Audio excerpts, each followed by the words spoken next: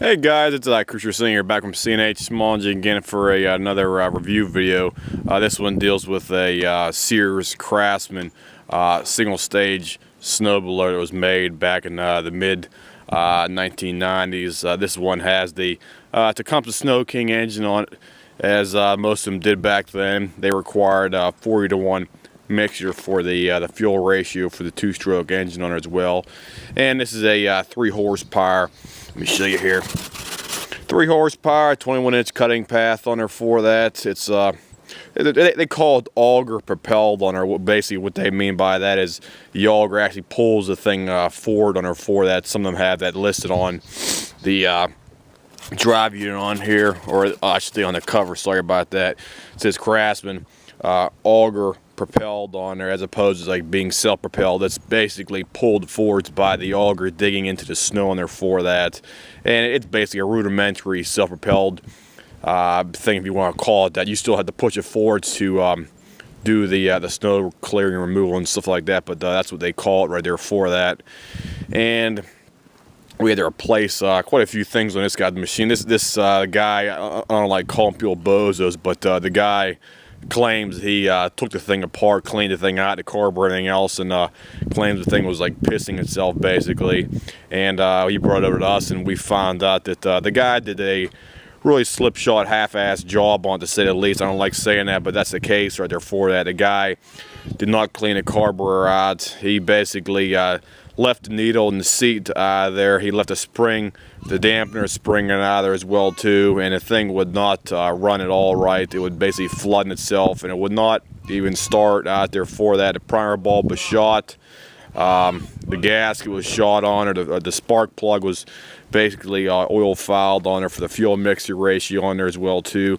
He needed a heck of a lot of work done to get the thing back to where it was supposed to be at. He also needed a new bowl, new float as well too. It was the old float, had a big ding in there. It looks like the guy might have slammed it against the thing when he tried to put it back up inside. Plus he was missing a bunch of bolts on the outside of that covering on here, which they supposed to have on there as well too. So I'll fire this thing up here for you guys. You can see how this thing starts on here. These things do have provisions for electric start on her. However, this one does not have it on her, even though it's basically has provisions for it, even though the factory has it as a option on her for this specific machine here. So let me just fire it up here, see when this thing goes here. We've been sitting out here for about a half an hour, priming it a couple times. 1, 2.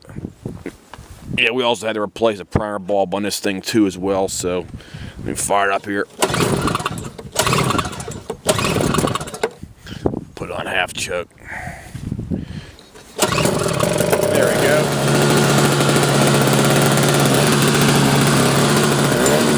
Auger works good down there.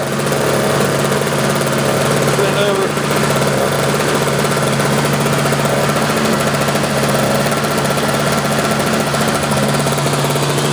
It's always a good idea to run these things on half choke, probably for about 2 or 3 minutes when they're warming up, because this one right here, it has a non-adjustable style carburetor, and you have to do that because it runs extremely lean out there, to say the least, out there for that. So we take it off.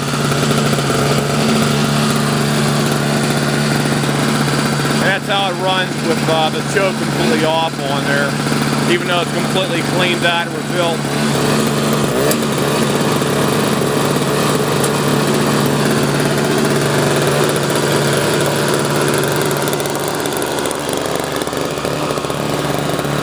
The front end.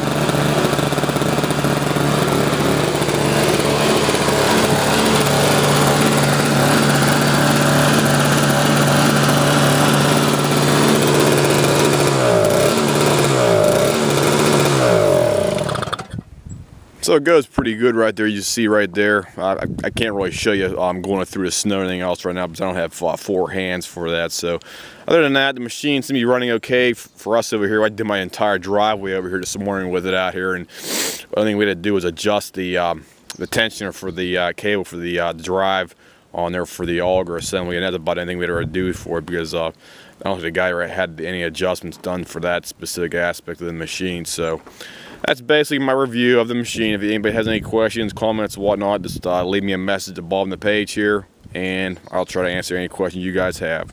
I'll see you. Bye.